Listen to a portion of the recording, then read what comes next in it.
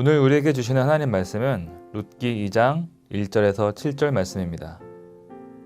나오미의 남편 엘리멜렉의 친족으로 유력한 자가 있으니 그의 이름은 보아스더라.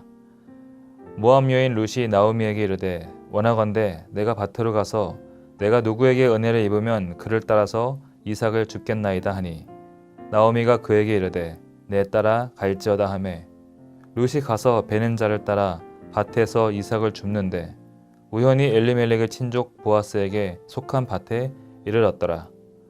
마침 보아스가 베들레헴에서부터 와서 베는 자들에게 이르되 여호와께서 너희와 함께 하시기를 원하노라 하니 그들이 대답하되 여호와께서 당신에게 복 주시기를 원하나이다 하니라. 보아스가 베는 자들을 거느린 사환에게 이르되 이는 누구의 소녀냐 하니 베는 자를 거느린 사환이 대답하여 이르되 이는 나오미와 함께 모압 지방에서 돌아온 모압 소녀인데 그의 말이 나로 베는 자를 따라 단 사이에서 이삭을 줍게 하소서 하였고 아침부터 와서는 잠시 집에서 쉰 외에 지금까지 계속 하는 중이니이다. 아멘.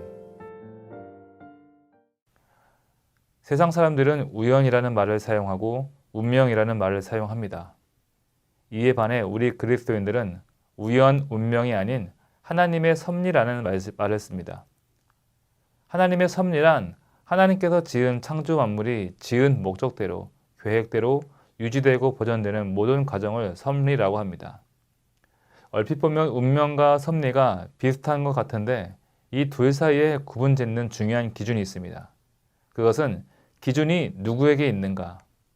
사건을 바라보고 해석하는 그 시각에 있어서 내가 기준이면 운명이라는 말을 쓰지만 하나님의 의도와 목적에 의한 하나님의 간섭에 의한 사건이라면 그것은 섭리입니다.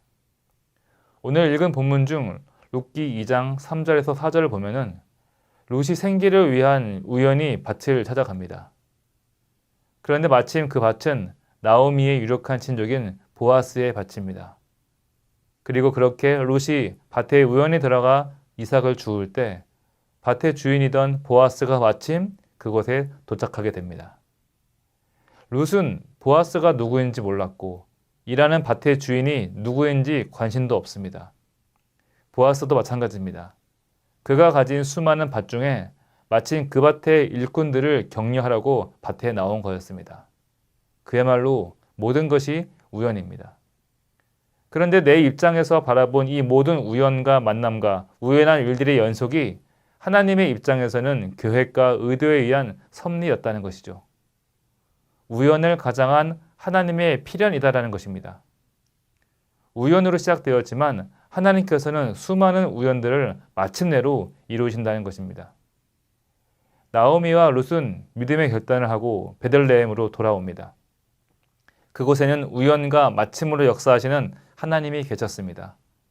그리고 보아스를 통해 나를 지켜보시는 하나님, 나를 알고 계시는 하나님을 비로소 그들은 만나게 됩니다.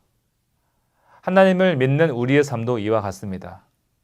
지금 당장은 아니지만 내가 원하는 방식과 원하는 때는 아닐지라도 결국은 우연을 넘어 마침을 이루실 하나님이 여러분들을 기다리고 계신다는 것입니다. 그렇기 때문에 우리는 믿음의 행동, 믿음의 발걸음을 결코 미루거나 포기해서는 안 되는 것입니다. 성도 여러분, 우리 주님께서는 다 알고 계십니다. 때로는 과연 그걸로 될까? 과연 하나님이 알고 계시는 것으로 충분할까? 의심이 들 때도 있습니다. 그러나 믿음의 길을 걷다 보면 하나님이 아신다.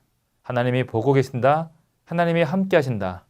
이것만큼 중요하고 이것만큼 절실하게 필요한 게 없음을 알게 됩니다. 주님이 여러분들을 알아주심으로 위로와 격려 얻게 되길 축복합니다. 기도하겠습니다. 온 세상을 주관하시고 그 섭리와 목적대로 이끄시는 아버지 하나님, 우리 삶에 마주하는 수많은 우연들을 마침내 이를 이루실 하나님의 필연으로 볼 수 있도록 믿음의 눈을 열어 주시옵소서. 예수님의 이름으로 기도드립니다. 아멘.